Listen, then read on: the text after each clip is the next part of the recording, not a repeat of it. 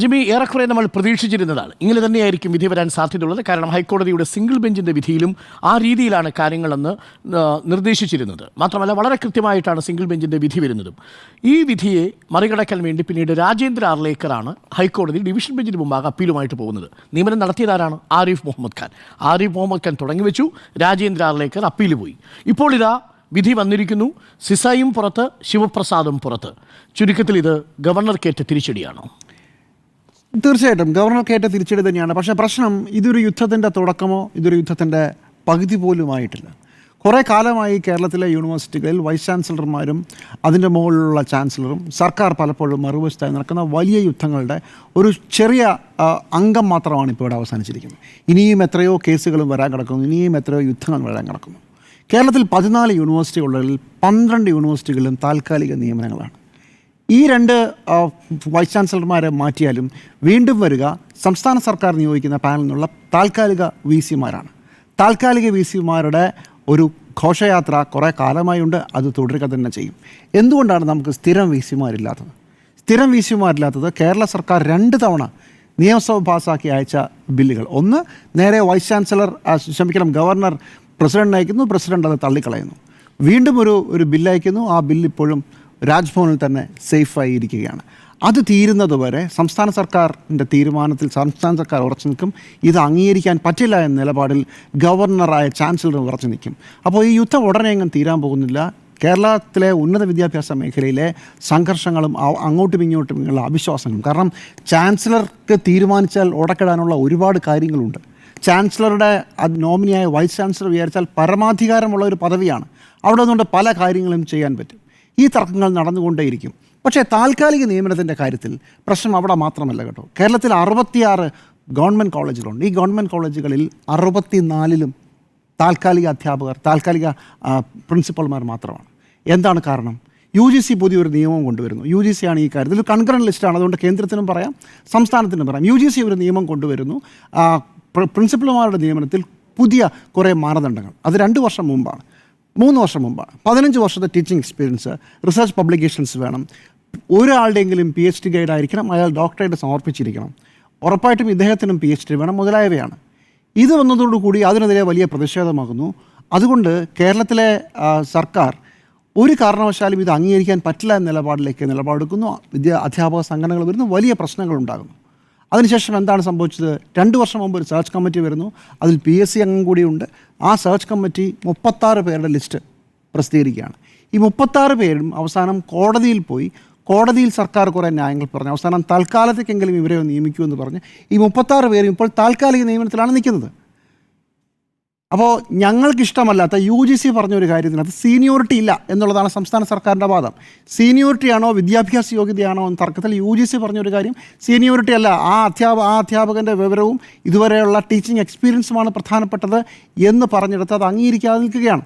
അപ്പോൾ ഇതിൻ്റെ പിന്നിൽ സത്യത്തിൽ വിദ്യാഭ്യാസ മേഖലയുടെ നന്മയ്ക്ക് വേണ്ടിയിട്ടാണ് ഈ സർക്കാരും സർക്കാരിൻ്റെ ഭാഗമുള്ള ഇടതുപക്ഷവും ന്യായങ്ങൾ പറയുന്നതെങ്കിൽ എന്തുകൊണ്ടാണ് ഇത്രയും കാലമായി 64 ഗവൺമെൻറ് കോളേജുകളിലും എന്തുകൊണ്ടാണ് സ്ഥിരമായി പ്രിൻസിപ്പൽമാർ വരാത്തത്? അതിനൊരു പ്രശ്നവുമില്ലേ? ഞാൻ പറയാൻ ശ്രമിക്കുന്നത് ആത്മാർത്ഥതയുടെ ഒരു വിഷയമുണ്ട്. ഞങ്ങളുടെ ഭാഗം ജയിക്കണം എന്നുള്ള കാര്യത്തിൽ ഒരു വിട്ടുവീഴ്ചയ്ക്കും ആരും തയ്യാറല്ല. ഇതേ മോഹൻ കുന്നുമേൽ ഇടതുമുന്നണിയുടെ വളരെ വേണ്ടപ്പെട്ട ആളായിട്ടാണ് നമ്മൾ ഈ രംഗത്തേക്ക് വരുമ്പോൾ ഈ മോഹൻ കുന്നുമേലിനെ കാണുന്നത്. മോഹൻ കുന്നുമേൽ കളം മാറുന്നു. പെട്ടെന്ന് മോഹൻ കുന്നുമേലും ഇടതുപക്ഷവും തമ്മിലുള്ള ടേംസ് തെറ്റുന്നു. അങ്ങനെ ടേംസ് തെറ്റി കളിക്കേണ്ട ഒരു കാര്യമാണോ? ഒന്ന് ആലോചിച്ച് നോക്കൂ. ഇനിയുള്ള ഞാൻ നേരത്തെ പറഞ്ഞ 12 യൂണിവേഴ്സിറ്റികളിലും ഇപ്പോൾ വിധി വന്ന യൂണിവേഴ്സിറ്റി അടക്കം ഇനിയും താൽക്കാലിക വി സിമാർ തന്നെയാണ്. അതിൻ്റെ പിന്നിൽ സംസ്ഥാന സർക്കാരും ചാൻസലറും തമ്മിൽ തെറ്റുമ്പോൾ ഇത്രയും കാലം ചാൻസലർമാർ സർക്കാർ പറയുന്നതനുസരിച്ച് തന്നെ തീരുമാനങ്ങൾ എടുക്കുമായിരുന്നു.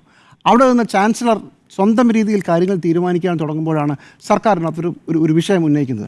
അതിലൊരു ന്യായമുണ്ട് എന്ന് തന്നെയാണ് ഞാൻ വിശ്വസിക്കുന്നത്. കാരണം വിദ്യാഭ്യാസത്തിൽ തിരഞ്ഞെടുക്കപ്പെട്ട ഒരു സർക്കാരിന് പറയാൻ കാര്യങ്ങളുണ്ട്, ഞങ്ങൾക്ക് ചെയ്യാൻ കാര്യങ്ങളുണ്ട്. അത് ന്യായമാണ്. അങ്ങനെ ആദ്യത്തെ ലിസ്റ്റിലേക്ക് പോകുമ്പോൾ ആദ്യം കൊടുത്ത ബില്ലിൽ ഗവർണർ മുകളിൽ രാഷ്ട്രപതിക്ക് അയച്ച രാഷ്ട്രപതി തള്ളിക്കളഞ്ഞ ബില്ലിൽ എങ്ങനെയാണ് വൈസ് ചാൻസലർ തിരഞ്ഞെടുക്കുന്നത് എന്നുള്ളതായിരുന്നു ഇതിനകത്തെ $1 മില്യൺ ക്വസ്റ്റ്യൻ. വൈസ് ചാൻസലറാണല്ലോ എല്ലാവർക്കും വേണ്ടത്. അപ്പോൾ 3 പേരുടെ സെർച്ച് കമ്മിറ്റി ആയിരുന്നു അന്നുണ്ടായിരുന്നത്. ആ 3 പേരുടെ സെർച്ച് കമ്മിറ്റിയിൽ ആദ്യത്തേത് UGC പ്രതിനിധി, യൂണിവേഴ്സിറ്റി സിൻഡിക്കേറ്റിൻ്റെ പ്രതിനിധി, ഗവർണറുടെ പ്രതിനിധി. ഈ വിഷയം വന്നു. അത് 5 ആക്കി മാറ്റിക്കൊണ്ട്, അതായത് ഹയർ എഡ്യൂക്കേഷൻ കൗൺസിലിൽ നിന്ന് 2 പേരെ കൂടെ ചേർത്ത് അത് 5 ആക്കി മാറ്റിയാണ് മുകളിലേക്ക് ഈ ബില്ല് പോയത്. അങ്ങനെ ആകുമ്പോൾ ഒരു കാരണവശാലും സർക്കാരിനെ ഭൂരിപക്ഷം കിട്ടുകയുള്ളൂ, ഗവർണർക്ക് ഭൂരിപക്ഷം കിട്ടില്ല. അതായിരുന്നു പ്ലാൻ. അത് മുകളിലേക്ക് പോകുന്നു. യൂണിവേഴ്സിറ്റി അത് രാഷ്ട്രപതി ആ ബില്ല് തള്ളിക്കളയുന്നു. എപ്പോൾ ആ ബില്ലില്ല. അത് കഴിഞ്ഞ് യൂണിവേഴ്സിറ്റി നോംസ് മാറ്റുന്നു.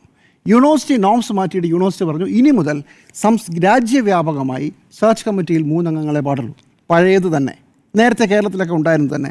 ഒന്ന് UGC പ്രതിനിധി, നേരത്തെ പറഞ്ഞ യൂണിവേഴ്സിറ്റിയുടെ പ്രതിനിധി, ഗവർണർ പ്രതിനിധി, ഇതേ പറ്റൂ എന്നായി. അതിന് സംസ്ഥാന സർക്കാർ കൺകറന്റ് ലിസ്റ്റ് ആണെങ്കിലും UGC ഒരു നിയമമുള്ളതുകൊണ്ട് ബില്ല് പാസ്സാക്കി കഴിഞ്ഞാലും ഇത് നിൽക്കില്ല. അപ്പോൾ എന്ത് ചെയ്തു? പുതിയ ബില്ലിൽ മാറ്റങ്ങൾ വരുത്തി. ചാൻസലറെ ഇല്ല. ചാൻസലർക്ക് പകരം അഡ്വൈസർ എന്നോ മറ്റോ റോളിൽ മന്ത്രി വരും. അത് കഴിഞ്ഞ് പിന്നെ ഉള്ളത് വൈസ് ചാൻസലറാണ്. വൈസ് ചാൻസലർ അധികാരങ്ങൾ, കാരണം വൈസ് ചാൻസലർ എന്തായാലും 3 പേരുടെ ലിസ്റ്റിൽ നിന്നാകുമ്പോൾ വൈസ് ചാൻസലർ ഗവർണറുടെ ആൾ തന്നെ ആയിരിക്കും. അതുകൊണ്ട് വൈസ് ചാൻസലറുടെ അധികാരങ്ങൾ വെട്ടിക്കുറയ്ക്കുന്നു. എന്നിട്ട് കുറച്ചെടുത്ത് രജിസ്ട്രാർക്ക് കൊടുക്കുന്നു, കുറച്ചെടുത്ത് സിൻഡിക്കേറ്റിന് കൊടുക്കുന്നു. ഇങ്ങനെ വൈസ് ചാൻസലർ പദവിയുടെ അധികാരങ്ങൾ വെട്ടിക്കുറയ്ക്കുന്നു. ഉദ്ദേശം എന്താണ്? ഞങ്ങളുടെ കയ്യിൽ കാര്യങ്ങൾ നിൽക്കണം. ഇങ്ങനെയാണോ ഈ വിഷയത്തെ കേന്ദ്ര സംസ്ഥാന സർക്കാരുകളും കേന്ദ്രം ഭരിക്കുന്ന BJPയും കേരളം ഭരിക്കുന്നത് ആരായാലും ഇങ്ങനെയാണോ കാര്യങ്ങളെ തീരുമാനിക്കുന്നത്? ഞങ്ങളുടെ കയ്യിൽ അധികാരം വേണം, ഞങ്ങളുടെ ആളുകൾ വരണം. അധ്യാപക സംഘടനകൾ കോളേജിലെ പ്രിൻസിപ്പാൾമാരുടെ കാര്യത്തിൽ സീനിയോറിറ്റി, ഞങ്ങളുടെ ആളുകൾ എന്നൊരു വിഷയത്തിന് മേൽ കടിച്ചു തൂങ്ങിയതുപോലെ ഇവിടെയും ഞങ്ങളുടെ ആളുകൾ വരണം എന്ന് ഗവർണർ വാശി പിടിക്കുന്നു. സംസ്ഥാന സർക്കാരും വാശി പിടിക്കുന്നു. അതിൽ ഗവർണറുടെ വാശിക്ക് ഒരു അനൗചിത്യമുണ്ട്. ഗവർണർ നോമിനേറ്റഡ് പോസ്റ്റാണ്. ഗവർണറുടെ ഭാഗത്താണ് ഏറ്റവും വലിയ അനൗചിത്യം. പക്ഷേ എൻ്റെ പ്രശ്നം കുറച്ചുകൂടെ വിശാലമായി ഈ വിഷയത്തിൽ അധികാരമാർക്ക്, വേണ്ടപ്പെട്ട ആളാര്, എങ്ങനെയാണ് സിൻഡിക്കേറ്റിൻ്റെയും സെനറ്റിൻ്റെയും ഘടന, ഇതൊക്കെ പുനഃപരിശോധിക്കാനുള്ള ഒരു സുവർണ അവസരമായി കേരളത്തിലെ രാഷ്ട്രീയക്കാരെങ്കിലും അതിനെ കാണുമോ? സിൻഡിക്കേറ്റിലും സെനറ്റിലും അടക്കം ഒരു പുനഃപരിശോധന വരികയും കുറച്ചുകൂടെ അക്കാഡമിക് ആയിട്ടുള്ള ആളുകൾ വരികയും ചെയ്യുന്ന സിൻഡിക്കേറ്റിനും സെനറ്റിനും, അതുപോലെ തന്നെ വൈസ് ചാൻസലർക്ക് ഇപ്പോഴത്തെ നിയമം അനുസരിച്ച് വൈസ് ചാൻസലർ പരമാധികാരിയാണ്. വൈസ് ചാൻസലർ കറപ്റ്റ് ആയാൽ എന്തും സംഭവിക്കും. അതുപോലെ തന്നെയാണ് ചാൻസലറുടെ കാര്യം. ചാൻസലർ തീരുമാനിച്ചതാണ്. ഇത് മാറ്റിയിട്ട് എന്തുകൊണ്ട് നമ്മുടെ നാട്ടിൽ അക്കാഡമിക് രംഗത്തുള്ളവർക്ക് കുറച്ചുകൂടെ സേയുള്ള, എന്ന് വെച്ചാൽ കേരളത്തിലെ ട്രേഡ് യൂണിയൻ നേതാക്കളും വിദ്യാർത്ഥി സംഘടനാ നേതാക്കളൊന്നും മോശമാണെന്നല്ല, പക്ഷേ നമ്മുടെ ഒരു ട്രാക്ക് റെക്കോർഡിൽ ഇതുവരെ വന്നിട്ട് എല്ലാ കാലത്തും വലിയ ബഹളങ്ങളും തർക്കങ്ങളും അലമ്പുകളും ഉണ്ടായിട്ടാണ് കാര്യങ്ങൾ പോയിട്ടുള്ളത്. അത് മാറി എന്തുകൊണ്ട് അക്കാഡമിക് മേഖലയിലുള്ളവർക്ക് കൂടി പങ്കുള്ള, കുറച്ചുകൂടി കാര്യങ്ങളെ വിദ്യാർത്ഥികളുടെ ഒരു കാഴ്ചപ്പാടിൽ നിന്ന് കാണുന്ന, ഇപ്പോൾ നേരത്തെ ഞാൻ പറഞ്ഞതുപോലെ കേരളത്തിലെ UGCയുടെ പുതിയ നിയമം അനുസരിച്ച് കേരളത്തിലെ അധ്യാപകർ കോളേജ് പ്രിൻസിപ്പൽമാരാവണമെങ്കിൽ അവർക്ക് 15 വർഷത്തെ ടീച്ചിങ് എക്സ്പീരിയൻസ് വേണം. അത് പറ്റില്ല എന്ന് പറയുന്നത് ഇല്ലോജിക്കാണ് എന്നത് പറയുന്നത് പോലെയാണ് ചാൻസലർ പറഞ്ഞത്. ഞാൻ തീരുമാനിക്കും, എനിക്ക് ഇഷ്ടപ്പെട്ട ഏതെങ്കിലും ഒരു RSകാരനോ RSൻ്റെ ചായയുള്ള ആളെയോ ഞാൻ തീരുമാനിക്കുന്നു. ഇത് രണ്ടും പ്രശ്നമാണെന്നേ. ഈ രണ്ടിലും ഈ രാഷ്ട്രീയ പാർട്ടികൾ ശ്രമിക്കുന്നത് എങ്ങനെ ഞങ്ങൾക്ക് വേണ്ടപ്പെട്ട ആളെ തിരികെ കയറ്റാം എന്നുള്ളതാണ്. ചെരുപ്പിനനുസരിച്ച് കാല് വെട്ടുക എന്ന് പറഞ്ഞ പരിപാടിയാണ് നടന്നുകൊണ്ടിരിക്കുന്നത്. അതിന് പകരം ഉന്നത വിദ്യാഭ്യാസ മേഖലയെ ആകെ പരിഷ്കരിക്കുന്ന ഒരു പുതിയ സംവിധാനത്തിലേക്ക് പോകാനുള്ള സാധ്യതയുണ്ടോ? എന്തായാലും തമിഴ്നാടിൻ്റെ കേസ് അവിടെ ജയിച്ചു നിൽക്കുകയാണ്. കുറച്ച് നാളുകൾക്കുള്ളിൽ തന്നെ അത് കേരളത്തിനൊക്കെ ബാധകമാവുകയും കേരള സർക്കാരിന് വൈസ് ചാൻസലറെയും ചാൻസലറെയും വെട്ടി മൊത്തം യൂണിവേഴ്സിറ്റികളുടെ അധികാരം കയ്യിൽ വരാനും ഇരിക്കുകയാണ്. അതാണ് ഇതുവരെയുള്ള സാഹചര്യം. പക്ഷേ അത് കിട്ടുമ്പോൾ ഈ ഒരു 7 വർഷക്കാലമല്ലേ ആയുള്ളൂ കിട്ടാതായിട്ട്. അതിനു മുമ്പ് നിങ്ങളുടെയൊക്കെ കയ്യിൽ കിട്ടിയപ്പോൾ അത് LDF ആയാലും UDF ആയാലും എങ്ങനെയാണോ ഇത് കുളമാക്കിയത്, അതാവാതിരിക്കാൻ, അമിതാധികാരം ആരുടെയും കയ്യിൽ വരാതിരിക്കാൻ, ഏതെങ്കിലും ഒരു രാഷ്ട്രീയ പാർട്ടിക്ക് സ്വാധീനമുണ്ടെങ്കിൽ ആരെയും നിയമിക്കാനും ആരെയും പുറത്താക്കാനുമുള്ള അധികാരമില്ലാതിരിക്കുന്ന പുതിയൊരു സംവിധാനത്തെക്കുറിച്ച് ആലോചിക്കുമോ? അതാണ് ചോദ്യം.